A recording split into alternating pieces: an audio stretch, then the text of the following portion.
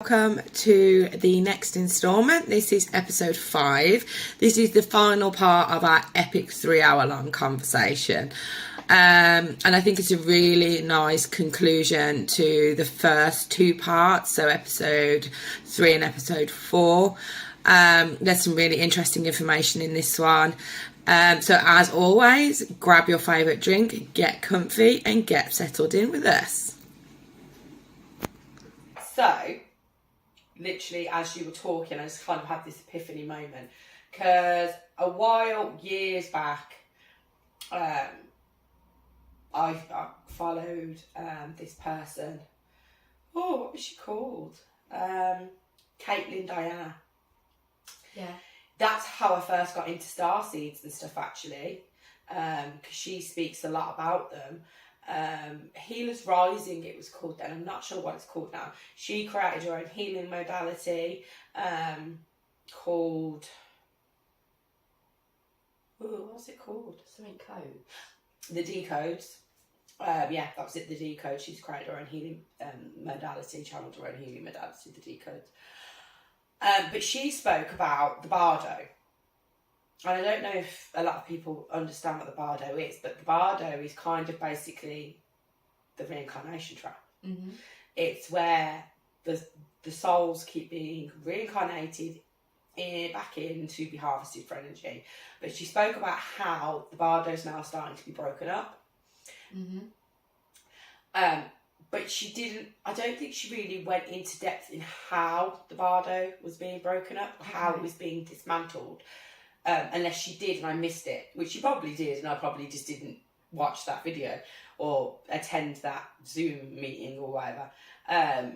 But as you were talking, it kind of just popped into me how I think that's happening with the ring. Because obviously you were speaking about, your granddad, it comes to you to say you should reincarnate, but it's actually not your granddad. Your granddad's already off having reincarnated again, and it's just a simulation because it's the guilt thing. Yeah. Oh, it's my granddad, I love him, he wouldn't tell me not to do XYZ. He's got my best interest at heart. Mm-hmm. So again, that plays into the whole getting you to come back into reincarnate you to reharvest your energy, mm-hmm. because we are energy beings and we create a humongous amount of energy. Mm-hmm.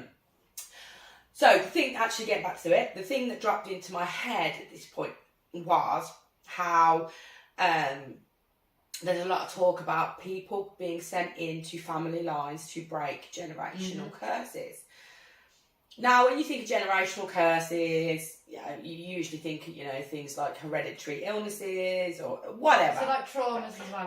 Traumas, breaking traumas. But what if that's not what they're talking about? What if the generational curse they're talking about is being trapped in the reincarnation cycle? Okay. So instead of, the original soul that's supposed to be reincarnated back into the family line, who isn't going to achieve consciousness, as in awaken to the true reality of it all, a different soul gets bumped in. That's why they always say the black sheep of the family, because you're completely different from everybody else. Birth bumped. You've been birth bumped into that family line. Should we explain what birth bumped means in case? Go on then, you explain the birth bumping. So, before you're born, you come in, you're sort of bumped into a different family that you aren't as... You're not supposed to be part of. Not actually your bloodline, is it? Yeah. You go into a new bloodline where you are in a new family, mm-hmm. and sometimes that can be why you feel like the odd one out in your family or the black sheep, because on a soul level, I suppose, you don't resonate with these people. You don't resonate with these people, but not only that, your parents may not recognise you. Yeah. Either on an energetic level. Mm-hmm. So you're made to feel like the black sheep of the family, like you're different. Yeah. Because energetically you are. You're not an energetic match to them, because you're a completely different soul family. But so you get birth bumped actually though is as well where you are supposed to go into a certain family, but the matrix realises that in that family you would do too good because you'd have all the opportunities that you wanted and it would all be ready for you. You'd have all the experiences. Harvest all that sad energy if you're happy. One, they can't harvest all that sad energy if you're happy, but two, they can't afford to allow you to come into the reality and awaken too many people or cause too much good. So they birth bump you So they put you somewhere where they know your life won't take off as well, and things will be more difficult for you. Yeah, I mean, my life aspect. So being of a starseed, I've actually just been implanted into this family because I was adopted and stuff. So technically, I do have a family line, but not like a family line. So I feel like I was just implanted into this family line, into your birth family line, into my birth family line, to do what I'm about to say. So it popped into my head that basically you get implanted into a family to break the generational curse, but it's not how everyone thinks it is. The generational curse is the recycling trap. It's the soul recycling, it's the reincarnation trap. So you get birth bumped into that family line because you're going to come in awake, like not necessarily come in awakened, but on your life journey, you will awaken fully to this whole thing and realise at point of exit, you're not going to be reincarnated. You know you're standing in your power. You know you don't have to be reincarnated. And by doing that and standing up and going, no, you're not going to guilt trip me back into this life. You could be granddad, you could be me great grandma. Doesn't matter who you are. I know I don't need to be reincarnated. I know the life that was led was exactly how it was supposed to be led. So I am done. I'm not coming back in. At that point, because you're refusing and will not be recycled back in, you free the entire family line from being recycled. So how does it free? Because the soul that was supposed to come into that body would have been a reincarnated aspect of a different soul that's already passed. Like an ancestor. Like an ancestor. So they reincarnate back into like a new baby that's coming in. So like me now, if I had a baby, it would be a reincarnated version of a previous ancestor that in that bloodline. In that bloodline. But because that soul got bumped out for someone to come in to awaken, say, no, not happening. I'm not reincarnating. That loop cannot continue because you're not coming back. So if you're not coming back, how can somebody else further down the line have? Because it's like one of the cogs. Yeah, so you literally, so okay, so take for example dominoes, okay? Yeah. You line all your dominoes up. So if you push it, it makes the whole line flat. What happens if you take a domino out? You push it and it cannot continue and stop where you've taken that out. So at that point, that cannot continue because you have removed it and you free the entire family line from having to be reincarnated. So the original soul that came here, because there are original souls that came in for a purpose, that might be the original 144,000. Okay. Got trapped here and got trapped in this loop of continuous reincarnation to a point where now people are having to be sent in to bump out other souls to free these souls that have been stuck here for millennia or whatever. Okay. And that is the actual generational curse breaking. And is it more that so when you say that you get implanted into a family, you're not actually from the human bloodline, are you? You know, you're a starseed. You're a starseed. So it's the starseeds that implant you into that bloodline. Yeah. To free, because all the original souls that came here, nobody is of origin of Earth. But it doesn't matter which family you're. No, it doesn't. Just so you can free a family. I feel so. Because the implantation would be from the starseeds, but I'm thinking about the birth bumping bit. Is it that they implant you into a certain family, but then you get birth bumped into another one by the Matrix? You try to make it harder for you to awaken. Well, that could be a possibility, yeah, because there is this aspect of when souls come in, like starseeds come in, darker forces do come to play to make your life as difficult as possible because they do not want that happening. Okay. So that could be that. I mean, there are many options of how it would work, but that's what kind of. I mean, I need to ruminate on it a little bit more because it literally just dropped in. But I do. Is that what's occurring? I do think that's occurring. I resonate with that, and I do feel there's definitely truth in that. But then I do also feel that the other kind of theory around generation ancestral trauma is kind of relevant too, because with a lot of the healings that we've done, we found a lot of clients that are here to break ancestral trauma, as in things like domestic abuse within the female line, addiction, scarcity, physical, like things like women that get IBS, and then all the women before them that have always had stomach problems. That still happens too. Yes, it does.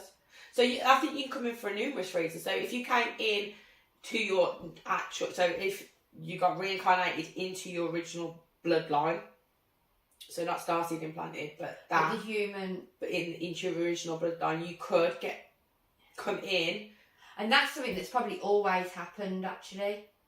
So from the beginning of the time, ancestors have reincarnated in with an objective to I'm going to heal the addictive side of my family.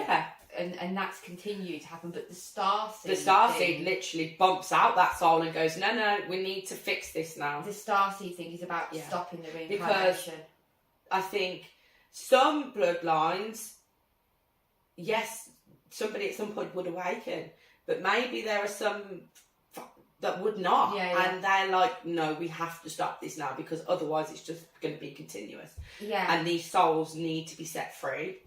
Because they're literally stuck. They're stuck because they keep going back and being. So where has that come from?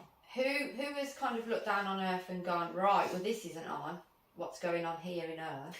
Right. I mean, I don't fully understand it. I'm not going to say that I do, but from the bits and pieces that I've watched and read and heard about. So obviously you've got the Orion Wars that started and you've got all that. So, you know, it's not just here that crap plays out. Oh, no. But obviously other ET races, they talk about like the draconians and stuff, and there are nice draconians. They're not all evil. But there are certain ET races that like to control and manipulate and harvest energy because they need it and whatever. And we're a better place to do that than Earth. So they have created this sort of like trap to keep everyone here. So they can continue doing what it is they want to do. I'm not saying that's 100% true because I don't know. I'm only saying the things that I've heard and read and, you know, that resonate with me. It might not resonate with other people, but that's kind of what I've learned in my limited learning of it. The grey alien race. Yeah, the greys are involved in it. Not all greys though, because some again are nice. We can't look at races.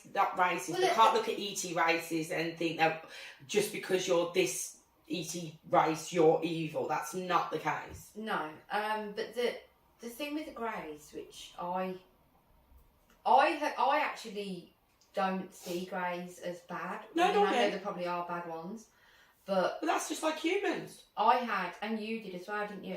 Mm-hmm. We've both had experience with grey alien. Where what was yours again? I was just going to sleep and he popped in. You popped in.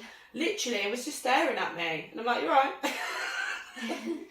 Want something? Was yours a small grey like mine, or tall? No, small. Mine was a small grey too. I wonder if it's the same one. Could be, because we're on a certain path and they're like, excuse me. Because I had grey alien in my bedroom and he didn't do anything. He just walked and he walked through the chest of drawers. This is the thing. We see them, but they're not doing anything. They're not doing anything. Like, mine was just looking at me out of curiosity more than anything. Kind of like with his head tilted, like looking at me like this. And I'm like, do you need something? Mine walked out. I saw mine twice, and he walked out of my bedroom through my chest of drawers both times. I mean, whether or not there's an aspect of us working with them. Well, I've heard a lot about, and I've kind of had it in a meditation as well when I've tried to sort of do some kind of Akashic records and that. Where someone's around me, I've got a huge pressure around my head. Have you? Yeah, huge. It's your grey alien. Hello, dude. I kind of got the impression, and I've heard other people speak about this, I'm sure I have, unless I've dreamt it, that the greys are us in the future. Wouldn't surprise me. And they look like they do because they destroyed the planet. And they don't want us to make the same mistake. Wouldn't but surprise. they can't reincarnate. They can't That's the grey alien. He's like, you're on. He's kind of confirming. He's saying that's right, isn't he? For anyone who didn't hear that, the door upstairs just slammed shut.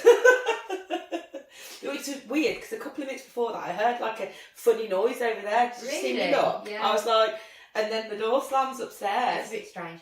As I got a pressure on my head before that. They can't reproduce any longer, and so because they can't reproduce, something about. One, they come here, that they were coming here, because I don't know if they still come, because when I saw the grey alien, it was a while back. See, mine wasn't that long ago, it was only a few months ago. Oh, was it? But because they can't, they come here for one, to try and stop humanity making the same mistake that they made, because obviously they're time travelling, because we are them in the past. This goes into episode 2 where I talk about the Schumann resonance and the timeline shifts, because there's nuclear wars happening constantly, so the Earth is rebooting its timeline all the time. Right. So they could be working with that. To try and stop that happening. Yeah, stop the Earth. Because the Earth... What's bad for them now is that they can't reproduce. Because if they're future aspects of self, if we destroy this planet, they're not going to exist. In this timeline, because we've destroyed ourselves. Yeah. So if by them stopping it happening, they're keeping their species going. This is where the hybrids come in though, because they're coming here and they're reproducing with us. Yeah. And is this where the new starseeds come in? So okay. Well, I'm Lyran. Yeah, I know. I have had lives on Lyra, but I don't know if that's my origin. I do feel there's... We met on Lyra. We did meet on Lyra, but I don't know if that's my origin. I do have Venusian kind of... Didn't we figure out that your origin was Venusian? That's what came up for me in the QHH... What's it called again? QHHT. QHHT session that I had. However... I think it's really difficult, because I think... We're so multi-dimensional that we can say our origin is one place, but we've lived lives on everywhere and anywhere, that we are from everything. So it's difficult. I mean, I'd say I'm mostly Lyra, but I know there's a bit of light language. I know I've had Arcturian lives, because in meditations I've gone and I've met them and spoke with them. So have I, yeah. I've had Arcturian lives as well. So it's really difficult to say my origin is. Exactly, it is difficult. But these greys that come and they reproduce with the females on planet Earth. Oh, I hope he wasn't popping in to reproduce me, because I'm done with babies. But is this how your starseed origin is implanted here? I mean, okay, so with my mom, she was pregnant with me and she lost the baby. She had a miscarriage. Yes. Yeah, because she thought it was twins, wasn't it? Well, I don't know. The doctors told her that there's no heartbeat, there's no baby, you have miscarried. Okay, there was a lot of blood. She definitely felt that she'd miscarried. I don't know if they did say there was no heartbeat actually, because it was a long time ago, because I'm old. And when like 44. I don't know, they might have been able to have told that back then, but they might not. I can't remember. Like I was... Like you're a million years old. But anyway, I can't remember what Mum said. I can't remember how she explained it. But she said that she was definitely... She left the hospital with the thinking that she'd lost the baby and there was not going to be a baby. But there I was born. And I've always wondered... I mean, yeah, that could have been a twin. Could have been. Or was that... The soul bumping. Yeah, or the implantation. They bumped the original soul out, implanted you in. But it's like the same with me, because obviously I don't know who my dad is. He's not in the birth certificate. I've tried desperately to find him. It's a no-go. I have found out through various different sessions that my dad is not of this planet, and it is irrelevant for me to know who he is, which would make sense because knowing that I'm implanted starseed. Well, I did a reading for you, and there was a sense of royalty around your dad. Do you remember? Yes. I don't mean as in... No, I know. Not of this planet. Not our royal family. In... Wasn't that linked to my mantis being? Yeah. Yeah. Yeah, there was. It was. Yeah. I don't know, it's... As you can tell, we love our starseed. But it wasn't important for me to know who my dad was in this physical life, because it's not actually who he is, because it's all bumped out. I just... Maybe Mr. Grey implanted me. Maybe. And that's why he was just coming to check in on his protege. He's like, "You all right down there?" Yeah, well, maybe this is it, isn't it? He didn't have anything to say to me, so I don't know what. But then there's also the other side where people, but people that have remembered it have reported being impregnated by... Yeah. Well, from the information we found out, that hybridization is a huge thing for them because they cannot physically reproduce. And I think we spoke of this kind of in theory in episode 1, where in this reality, where the tile splits constantly, but because our tile cannot split, we cannot imprint our consciousness the way that other beings do. We physically give birth. Oh yeah, because it's a 3D thing, but higher up, that is not a possibility probably. And is that because of, like say with the Greys, they're not able to reproduce, they're not able to physically give birth. So what they do is they give birth with consciousness. Now we're getting deep. So they implant that consciousness into the human. Yeah. And the human will physically give birth in the 3D realm as a hybrid. Okay. So or not a hybrid. Does that mean that we are hybrids? Not necessarily. I don't think not everyone's a hybrid. No. But...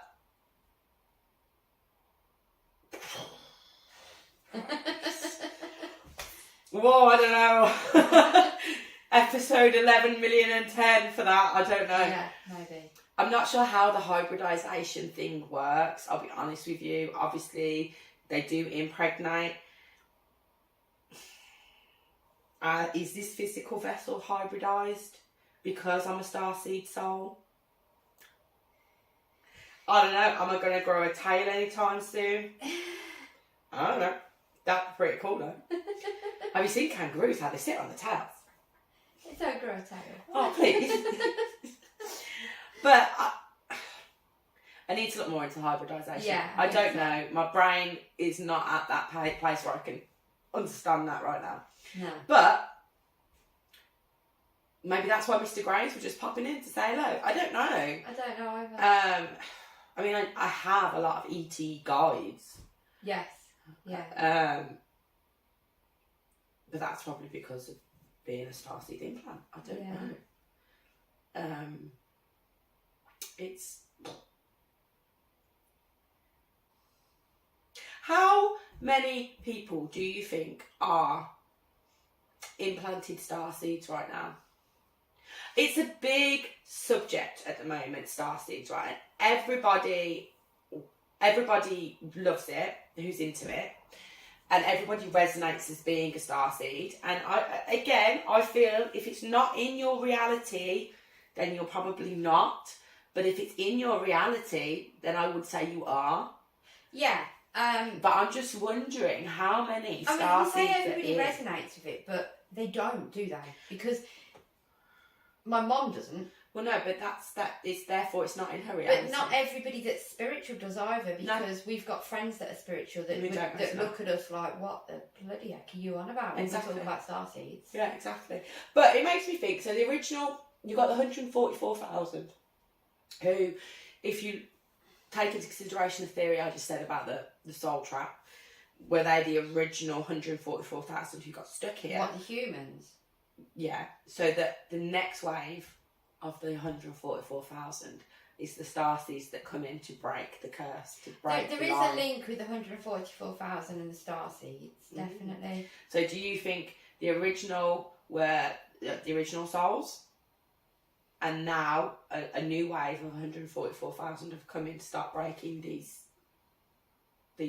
generational reincarnation? But that's still not enough people when there's like yeah, how many people? But not everybody, as we've discussed with the NPCs, is a person. It's the original soul you've got to set free.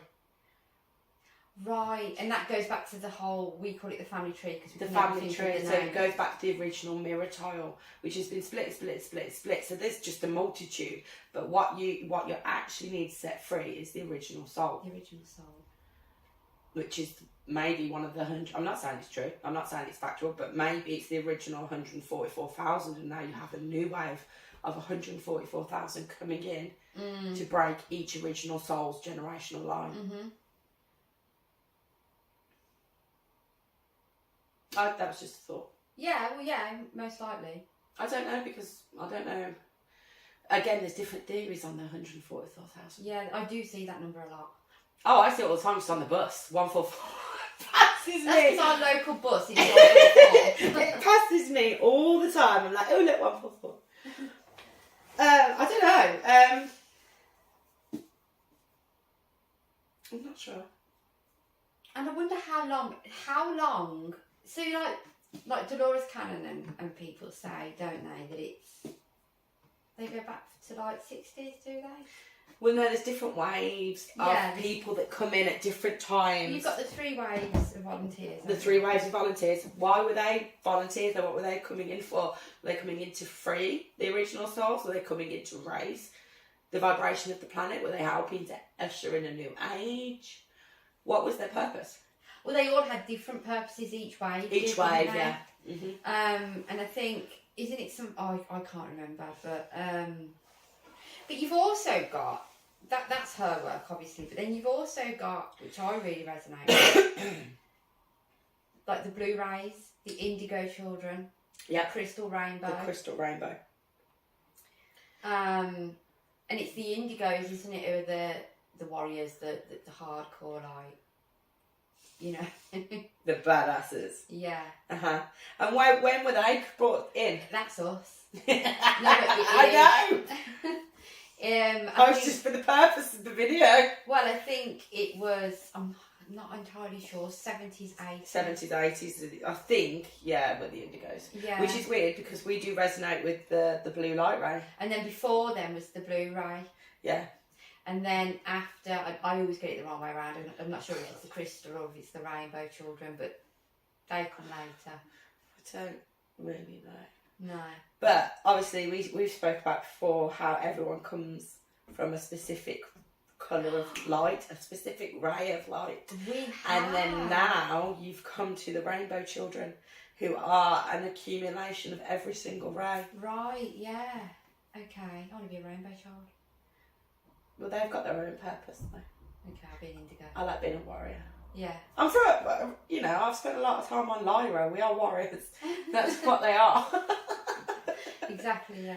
So I'm obviously that is, I never even thought of that. When we've always said we believe that everybody comes in on a certain ray of colour light. Mm-hmm. Vibration, colour, yeah.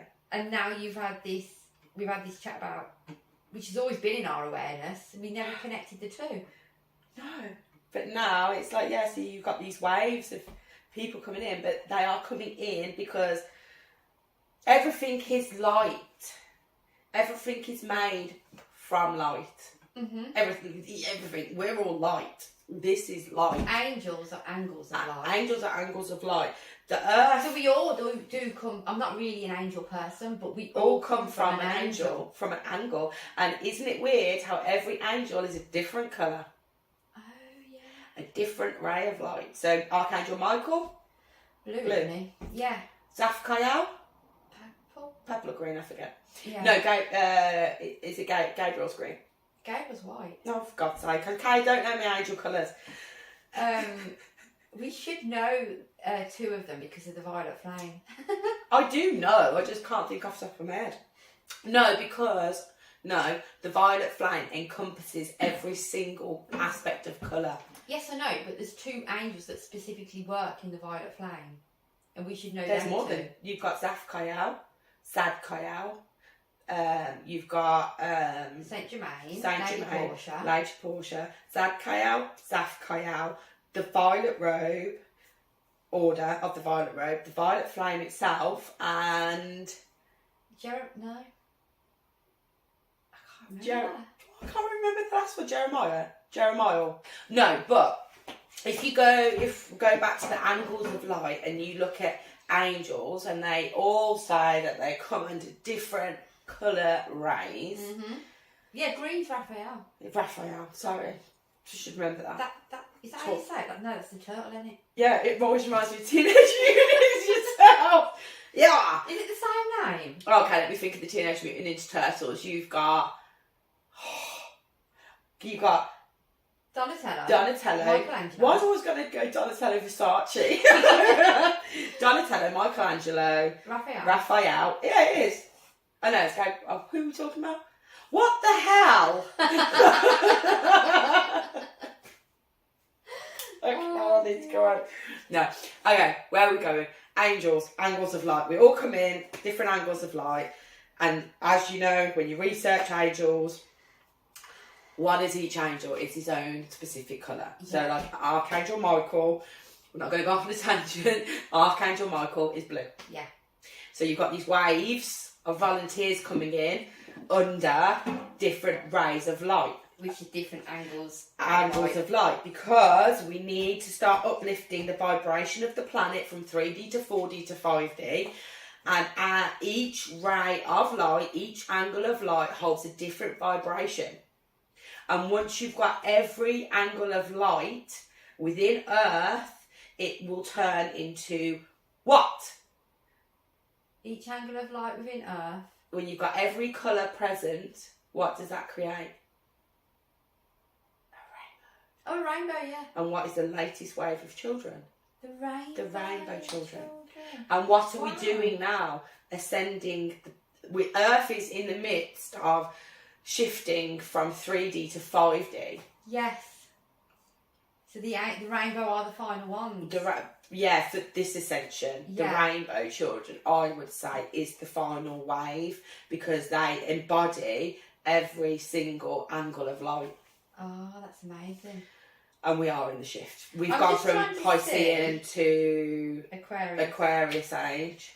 I'm just trying to see who the indigo angel is. What colours Metatron come under? Out of interest.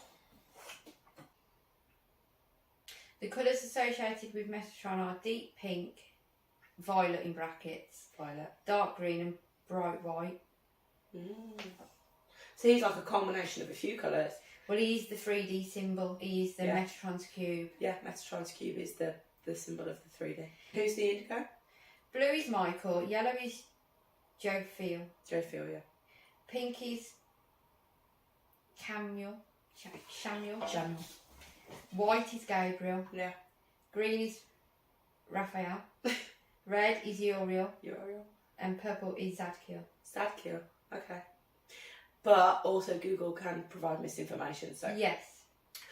They might not be quite correct, but yes, angels are angles of light. It's weird though, because a lot of people really, when they talk about angels, there's so many people that always go straight for Michael and that resonate with Archangel Michael, and he's never been my angel. I've never really been a big angel person, but when I have thought about the angels, or I have had a visitation from an angel. Gabriel, wasn't it? It was Archangel Gabriel. Hence how I know that angel is white.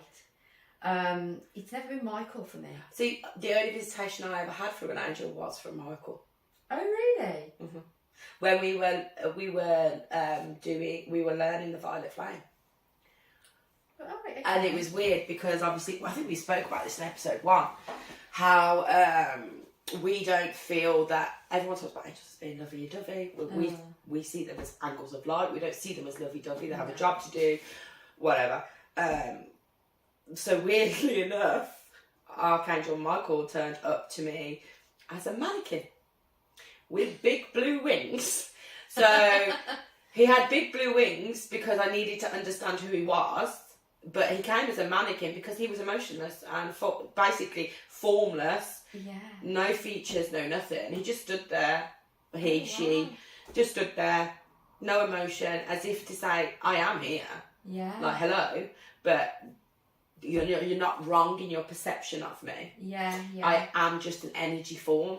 Yeah, I mean, because I never, like I said, I didn't really ever look into angels, and at the time when I had my visitation from Archangel Gabriel, I'd got a friend at the time who very much thought she was communicating with angels, and she was telling me all about it, and something wasn't quite sitting right, and I was a little bit, okay. But she was very, very much on the page of, and the love that I feel when they come through, and how beautiful it is, and how they make me feel like I'm wrapped up in beautiful healing energy, and it's so loving and beautiful.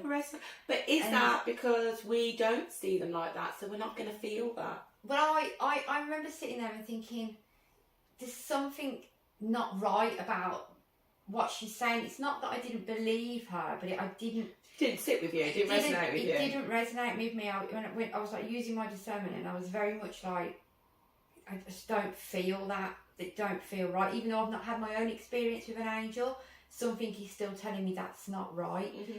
And I kept questioning it in my mind, and then I had my own visitation, the only one I've actually had, and I was sat in the garden, and it was Archangel Gabriel, and she came. I say she because when the angel first presented themselves to me, she came in female form, and all I heard was Gabriel, very quick like that. Not Archangel, not Angel, just Gabriel. And I thought, ooh. And it was the tallest being I've seen. Really tall. Bright white, long white hair, long white robe. Didn't necessarily look female, because it looked genderless, but felt female. Yeah. Sat there. She was giving me some information to do with what we're doing now, so telling me a bit about the future and what I'm going to be doing. And then halfway through talking, and she was communicating a lot about sound and also about numbers, and about using that in communication, like listening to the tones in people's voices and using numbers to receive messages directly from her. And halfway through her talking to me, or not talking because it's telepathic, but halfway through her sending me these messages, the energy shifted, and all of a sudden she was no longer female and she was male. And I must have actually looked confused, because she kind of addressed the confusion, and she said, I am neither. I can come as male or I can come as female. Yeah. I am not one or the other. Oh, well, it's an energy at the end of the day. And she was so, or he. And some people might say, well, then she wouldn't have presented as either. It would have just been nothing. A mannequin. Yeah, but no, it didn't to me. It came as both sexes, and it was in two different sides to the. Yeah. So she came as a feminine energy, and then left as a masculine energy. But she was so matter of fact and very robotic. Yeah. No emotion. No. There was no like, oh, beautiful. No. And I'm going to give you love and healing. Yeah. If anything, it was a little bit cold. Yeah, that's exactly how Michael was. Yeah. Because he was a literal mannequin. Yeah. There was obviously there was communication telepathically, but there was no love. Not that I think that angels are fearful, because I do not feel that angels are fearful, because I feel they are good. But there was a little bit of fear in me, but it wasn't the fear as in, oh my God, I'm scared of this angel. It was more an authority. It was more like, I'm going to do as I'm told. Not because I was scared of repercussions or anything that the angel would do to me, because I know that they're not bad, but just more of a respect. Yeah, because the wisdom, the knowledge. She held authority without being fearful. Am I explaining that correctly? Yeah, that makes sense. But I'm not saying that when people have had interactions with angels, that when they get this love, this overwhelming sort of emotion, that's not right, because Maybe that's their reality. But my reality, your reality, when we have interacted with these beings, has not been that at all. No. I did not feel cocooned in love by Archangel Michael. No. And I know the premise of Archangel Michael, he's there too. He's the warrior. So maybe that is why I didn't get that. But I have never looked at angels as these lovey-dovey beings. And go back to the Bible. Angels were not these lovey-dovey. They were warriors. They were God's warriors. Mm-hmm. So why would they come as this lovey-dovey being? They wouldn't. They would come because they have a job to do, and they're going to do it. Matter of fact, they're not going to mess about. They're not going to be like your mum. They're going to be like X, Y, Z, boom. And also, I think with me, with that experience I had, if they'd have come in and he'd have been like, hello there, Victoria. Now you're going to be listening to people. You wouldn't have took her serious. No, I wouldn't have. No. But because she was very matter of fact and robotic and didn't have the emotion and quite stern, and authoritative, as soon as that was finished, I've never forgot that now. No. And I have looked out for the signs and I have waited for things to happen from what she said. And now I can connect times with things that we're doing back to that. Yeah. But would I have been able to have done that if it had been all mushy and... Exactly. But it also makes me then lead on to think about, it isn't just angels that are that way, but we spoke about this before. The higher self is exactly the same. Your higher self, I mean, when we've both channeled our higher selves, it's like... robotic AF. Yeah, it is. There's not even really tone but to it, is there? What we've noticed as well is that it's not just when we've kind of listened for guidance and heard the messages come through that feels robotic. It's the physical channeling. When we have channeled them and we've spoken out their words, we speak robotic. Yeah, our it's voice, there's no cadence, there's no tone. It's just...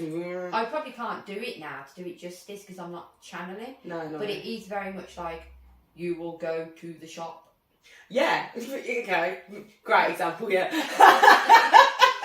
But yeah, and but like we discussed in episode 1, is that because they're not inhabiting a physical vessel to feel the physical vessel's emotions? Yeah. So it is just in a stream of information, which everything is. Everything is energy. Yeah. Everything is a stream of information. Why would there be tone, cadence, or emotion on a stream of energy? There wouldn't. It's the human that puts that on it.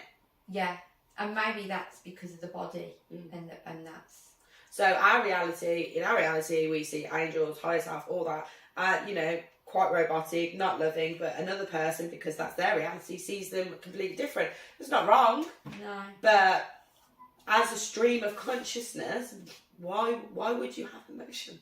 You wouldn't. Oh no, you wouldn't. So. But that is, and we've also got to stop separating ourselves from these beings as well, because, and this is where I think people find it hard to channel or use their mediumship, because people are kind of like trying to connect out of self to another entity. Go into self. But it's actually like Archangel Gabriel is me in another. It's an aspect of self. Yeah. Yeah.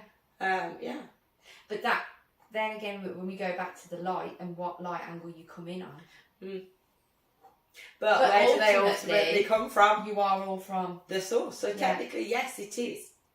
Yeah. It's the theory of that we are all one, and in not a lovey-dovey sense. We're not all one hugging, no, but we are literally all from one. Yeah. All having a different experience, and none of them are wrong, all of them are right and perfect as they are. We've learnt a lot. I feel we have channeled some of this information today over these last few episodes. Do you? I've had epiphany after epiphany. Do you think they're helping us? They always help us. That is the point. That is why we from the get-go, we never ever plan our conversations. because we're not the supposed minute to. we plan a conversation, It goes won't wrong. work. We're not supposed to. We are channeling the information, not physically channeling. I'm not sitting here physically channeling, but they are providing us The download with the stream of information that we need, that they feel is necessary for us to start sharing. And this is why we've always been told that one of the biggest parts of our mission, aside from the healings that we do, which are very and the important, teaching. but what are we doing? Spreading knowledge. Oh yeah. We are providing knowledge. We've been told we're here to provide knowledge, to teach, to maybe trigger some people, which is not intentional. We're not here to, our aim is not to upset anybody at all. We're only providing our perspective. But that in itself is going to be triggering to some people. But we are very aware of everyone has their own truth. It depends on your perspective. That doesn't mean our truth is wrong, and it doesn't mean your truth is wrong. It just is a matter of perspective. It just is what it is. It just is. And without us being open like this to allow spirit to give us what they feel needs to be talked about at that point in time, then we would be doing a disservice to ourselves, because this is part of our mission. It is. Alongside the many other 1,000,010 things. So there you have it. That is the final part of our epic 3-hour chat. Along those 3 hours, we have discussed a multitude of information. We had a lot of downloads coming in. There was just, like, some of the stuff, I was just like mind blown by it. So we really hope that you've enjoyed these last few episodes. Obviously, these series will continue, and we will be dropping another new episode next week. And that one will be really fun because we have a little guest with us. So she's going to bring some of her knowledge and some information that she wants to talk about. And as we always say, if anybody wants to get involved in these discussions, anyone wants to join in, then we would welcome you with open arms, because we're all about building a community here. We love to hear your comments on any of the topics we've discussed. And as always, it really helps our channel if you can give us a like, share this information to whoever you feel would benefit from it, and click the little bell icon so you'll be notified when the next episode drops. Anyway, see you next week.